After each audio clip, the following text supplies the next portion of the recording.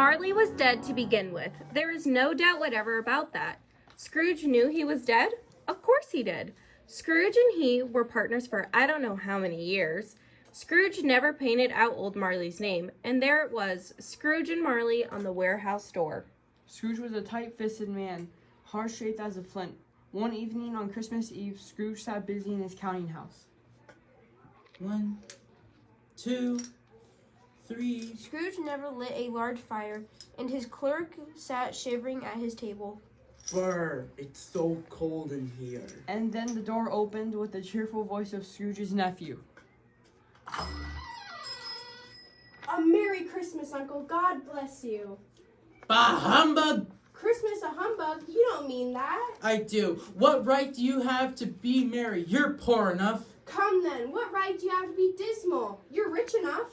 Bah humbug! What's Christmas to you but a time for paying bills without money? Every man who goes about with Merry Christmas on his lips should be boiled in his own pudding and a stake of holly through his heart. Uncle! Nephew, keep Christmas in your own way and I'll keep it in mine. But Christmas is a good time, a kind, forgiving, charitable, pleasant time, a time where men and women open their hearts and think of the ones below them.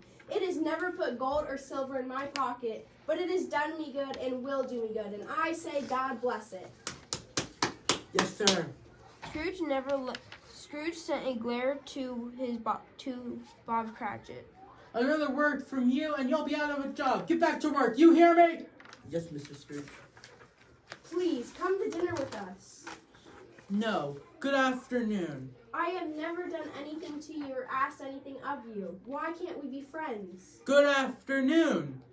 And so Scrooge's nephew left the counting house, and once he was gone, a gentleman entered to collect money for the poor. Mr. Scrooge, at this time of year, I would ask for you to give the poor money. Are there no prisons, workhouses? Plenty, sir. What should I put down for you? Nothing. You want to be anonymous in your donation? No, I wish to be left alone. Those who are badly off must go off to those places or die and decrease the surplus population. Good afternoon. So the gentleman left the counting house. Mr. Scrooge, may I have all day off tomorrow? I suppose you must.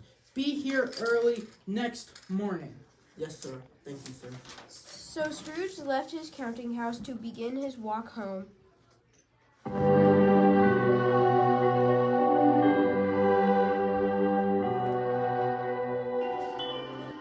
Silver bells, silver bells, it's Christmas time in the city.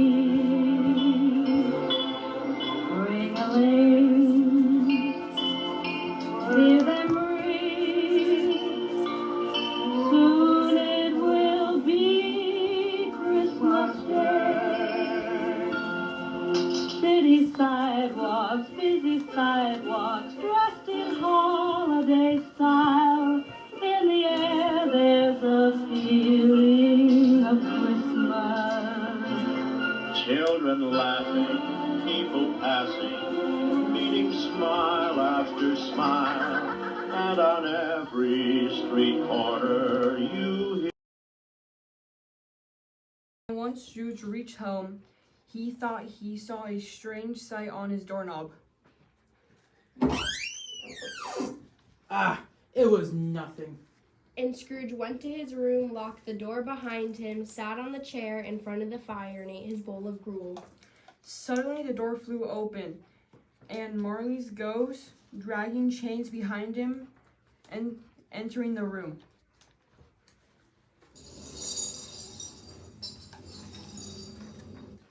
I know you. You're Marley's ghost. What do you want with me? Much you don't believe in me, do you, Scrooge? I don't. You're a bit of undigested beef, a blob of mustard, and old cheese. Humbug. Ooh. And Scrooge fell to his knees in fright. Oh, mercy, why do you trouble me? To tell you of the chain I forged in life. These chains I wear I made link by link, and you will wear the same chains. But you were a man of business. Businessman count was my business, and now I suffer for it. You will be haunted by 3 spirits. I think I'd rather not.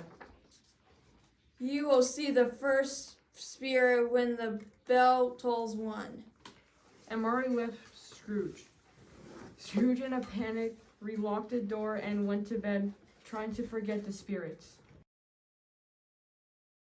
The bell rang several times until the hour of 1.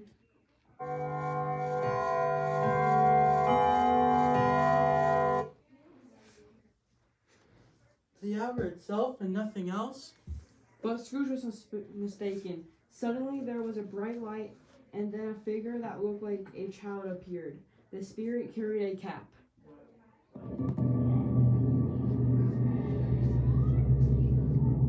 Who are you? I'm the ghost of Christmas past. Long past? Your past. The ghost took hold of Scrooge and led him to the window. In the air, we're floating in the moonlit sky. The people far below are sleeping as we fly.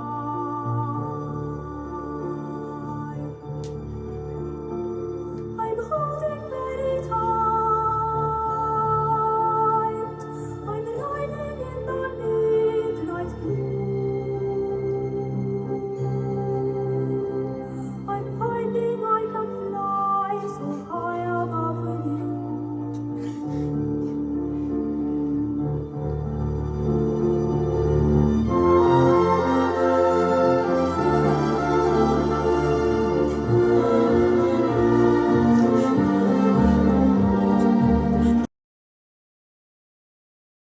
The boy vanished, and Scrooge and the spirits were in the country. I know this place. I was a boy here. Do you remember the way? Of course I do. The ghost and Scrooge went into the schoolhouse, passing the boys who were leaving for the holidays. Look there, a boy left all alone. Aw, at least I have my books. They stayed watching the boy until the ghost of Christmas past took Scrooge to another Christmas of his past.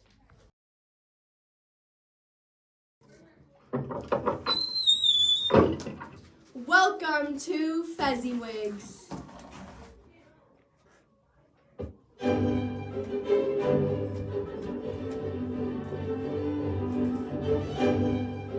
Scrooge and the ghost looked in on a warehouse. I was an apprentice here. Look, there's Fezziwig. Ebenezer, no work tonight. Christmas Eve. Let's clear the room. Yes, sir. Put the tables over there. Make way for everyone. Look here, come the fiddlers now, and your wife has the food ready. They cleared the room, making way for the musicians and the feast.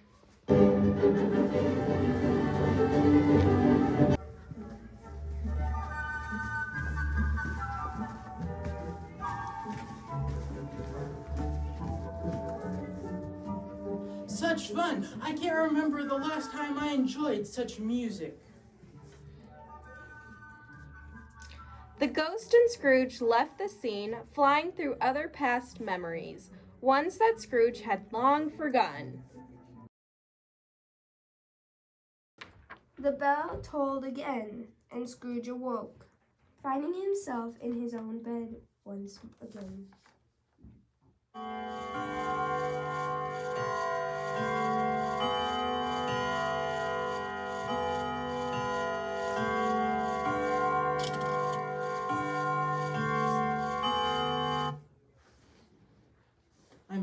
I'm back in my own bed. Scrooge noticed a bright light coming from the next room. He rushed to the door.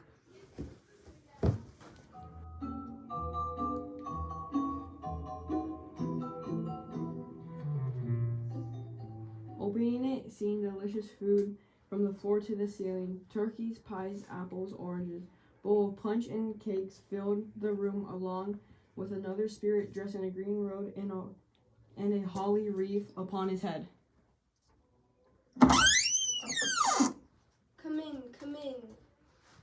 know me. Who are you? I am the ghost of Christmas present. You have never seen the likes of me before. I think not.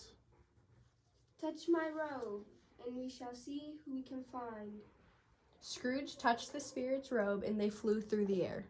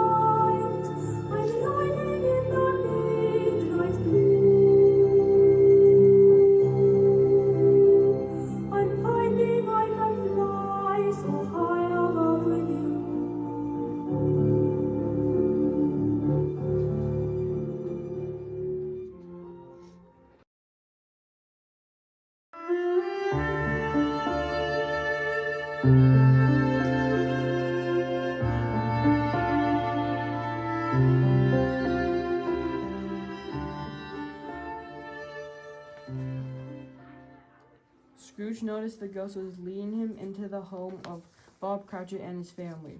Mrs. Cratchit was preparing dinner as Bob came in with Tiny Tim. Tiny Tim went to sit by the fire with his siblings.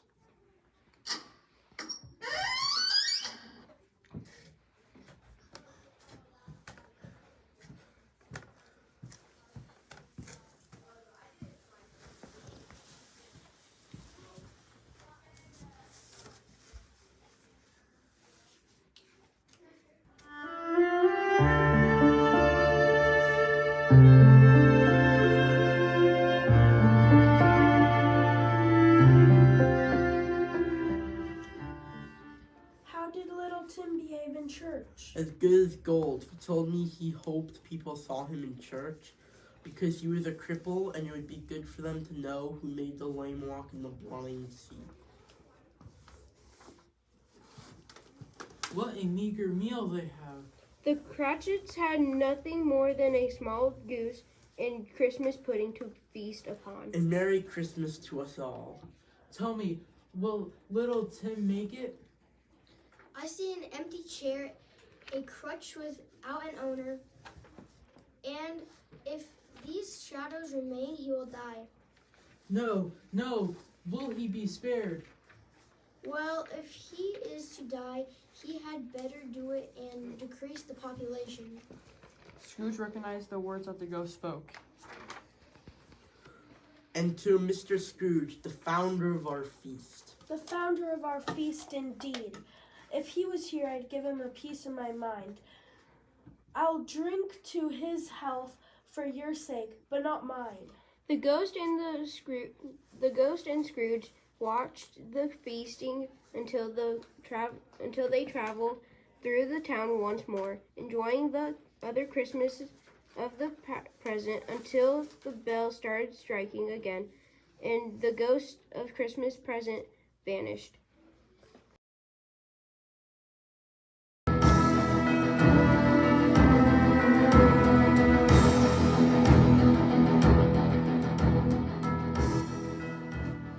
Are you the ghost of Christmas yet to come? The phantom made no answer, but pointed his hand to the right. Are you going to show me the shadows of things yet to happen? Again, the phantom said no words. He led Scrooge into a warehouse. A couple of people were gathered, trading and bartering goods. Let's have a look then. What do you have? I've got a couple of lovely things. His buttons, a brooch, and his pencil case too. How much are they worth? Well, I mean, we can profit off the blanket and a few other things. His blanket? Yeah, who else? It's not like he's gonna need them anyways. Right, he frightened everyone for when he was still alive. And we make money from him now. Scrooge looked at the scene in horror. This unhappy man has been robbed. Could this be me?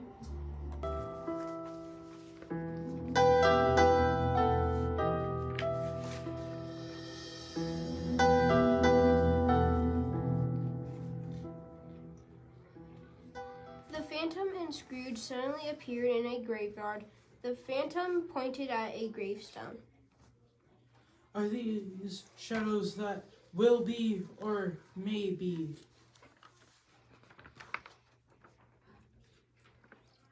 The phantom spoke no words. He pointed to the grave. Scrooge grew frightened. Please, I am just a mortal man. I can change and I will change. Scrooge fell onto his knees, pleading with the phantom. I will honor Christmas in my heart. I will cherish its festivities all year long. I will be merry as I can.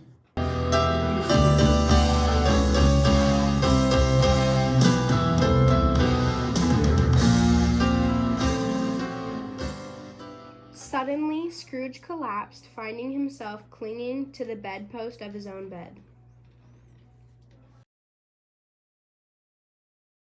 Scrooge arose, filled with joy. He started dancing about the room. Scrooge quickly ran to the window with joy.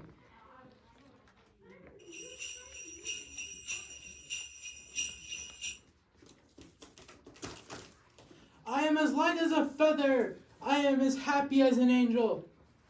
I am as merry as a schoolboy. A Merry Christmas to everyone, and a Happy New Year too.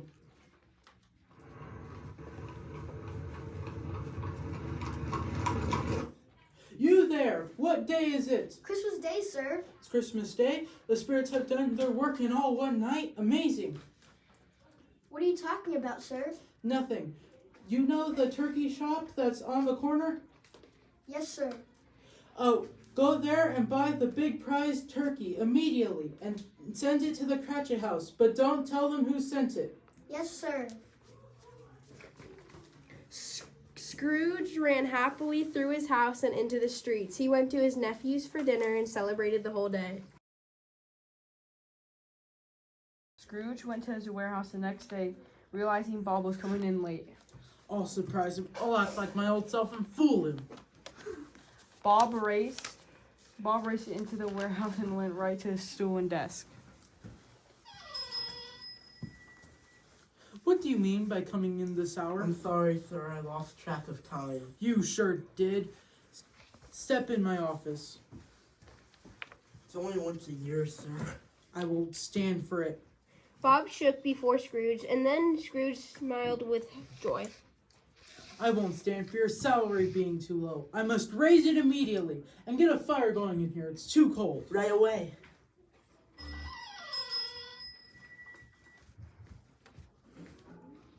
Merry Christmas, everyone.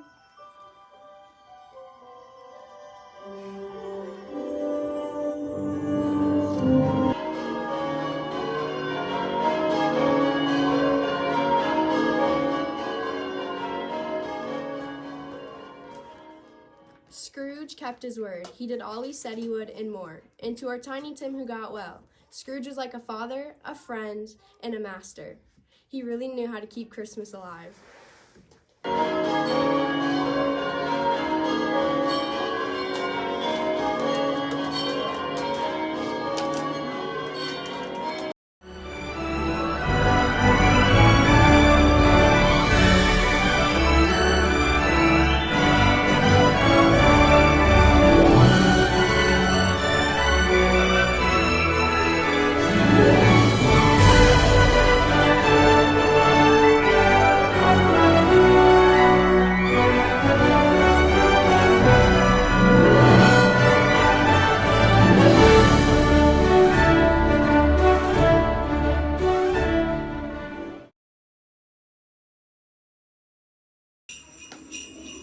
Wait, we gotta do it again because somebody had the nerve to let somebody go to the bathroom.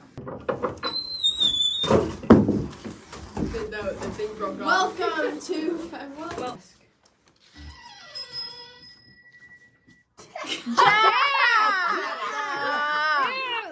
He's so busy watching his own.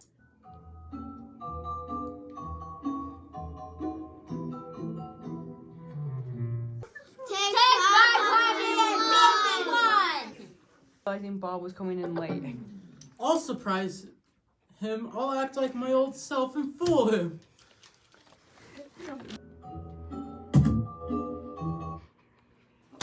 Who shut the door?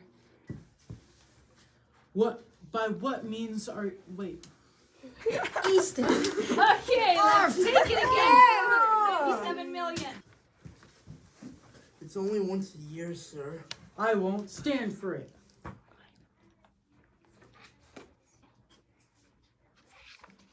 Bob shook before Scrooge, and then We gotta do Scrooge it again.